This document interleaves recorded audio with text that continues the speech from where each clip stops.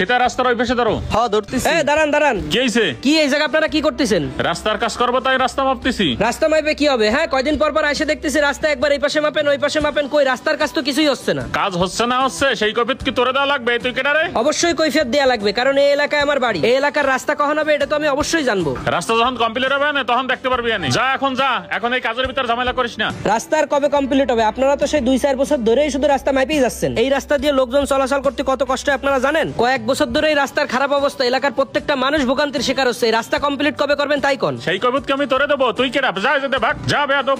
আপনি আমার গায়ে হাত দিলেন কি জন্য? দাঁড়ান দেখতেছি আপনারে। হ্যাঁ দেখিস তুই। এই নয়ন ফিতা ধর। কাজের সময় ঝামেলা করে যত সব বেয়াদব ছেলে পেলে, দেখবা না আমি ও কি করে।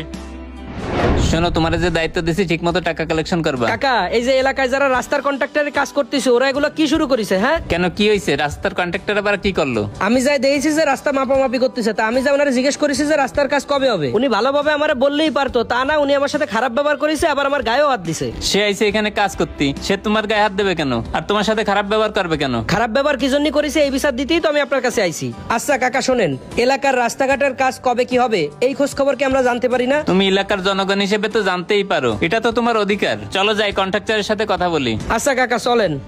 ও আবির শোনো, যে টাকাগুলো কালেকশন করতে বলছি ওই টাকাগুলো এখনই যে কালেকশন করো। চলেন কাকা, আপনি কিন্তু অবশ্যই কন্ট্রাক্টরে যায় ধরবেন। এই যে এই রাস্তা মাপতেছিল তখন আমি আইছি, আমার সাথে খারাপ ব্যবহার করেছে ওরা। এই তোমাদের কন্ট্রাক্টর কই? আসসালামু আলাইকুম কাকা। ওয়ালাইকুম আসসালাম। কন্ট্রাক্টর কোথায়? মামা তো একটু চার দোকানের দিক গেছে। কেন কি হয়েছে কাকা? তোমরা এই জায়গায় এসো কাজ করতে, তোমরা এখানে কাজ করতে এসে এলাকা ছেলেপেলের সাথে ঝামেলা করতেছো কেন? আমার সাথে তো কোনো ঝামেলা হয়নি। এই ভাই এসে জিজ্ঞেস করতেছিল রাস্তার কাজ কবে শেষ হবে, তাই নিয়ে মামার সাথে একটু ঝামেলা হয়েছে। তোমার মামা আসলে একটু বেশি বোঝে। এই তোমার মামা কোন দিকে গেছে? কাকা ওই সামনের কালভার্টের চার দোকানে গেছে। আচ্ছা, আমি তোমার মামার সাথে যে কথা বলতেছি। আর এলাকার ভিতরে কোনো ঝামেলা জানি না দেখি। এই আসো। শালা মেম্বার দেখতে ভালো হলেও লোকটা সুবিধার না। কাকা ওই যে বসে রয়েছে ওই সেই কন্ট্রাক্টর। হ্যাঁ ওরে তো চিনি, দাঁড়াও দেখতেছি। এই কন্ট্রাক্টর সাহেব, এই এদিকে আসেন। কে? ও মেম্বার সাহেব আপনি? হ্যাঁ আমি, আপনার সাথে জরুরি কথা আছে, এদিকে আসেন। কি হয়েছে ভাই?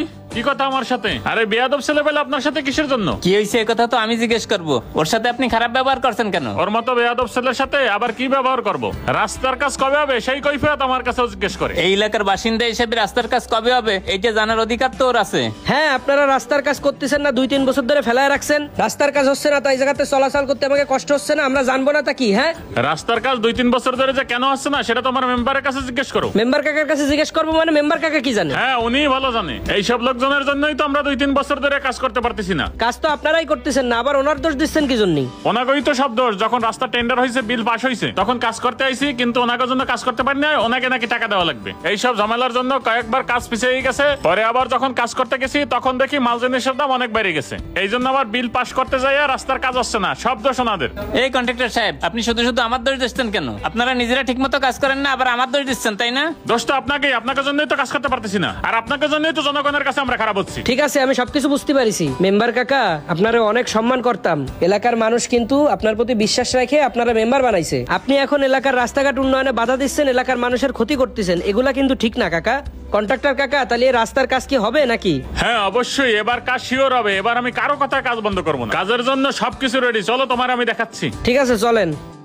অনেক এলাকায় কিছু অসাধু জনপ্রতিনিধির কারণে এলাকার উন্নতি ঠিকভাবে হয় না, এলাকার উন্নয়ন বন্ধ থাকে। তাই প্রত্যেকটা এলাকার জনগণের উচিত সৎ এবং নিষ্ঠাবান জনপ্রতিনিধি নির্বাচিত করা।